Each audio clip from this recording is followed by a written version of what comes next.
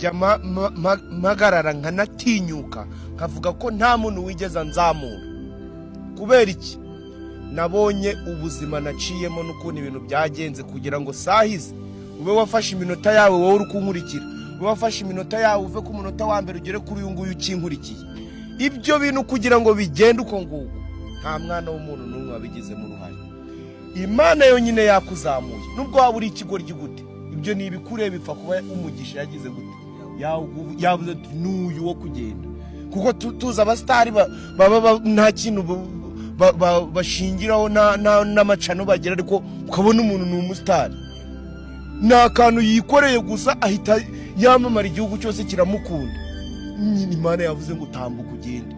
Kandi hari ibihumbi bijya no kwicara mu mashuri biri kwiga gukora ako kantu uwo muntu yakoze, ugasanga umuntu araje ntitunabamenye ijambo rimwe gusa rine akanya igihugu cyose tugata dusubira aho yakoze amatiktok n'ibyo byose wowe wiyirinze bafunguye amacano cyane bakoze iki byose ujya kuri uyobewe abantu bashora miliyoni mu mafilime ngo bahitinge nkawe.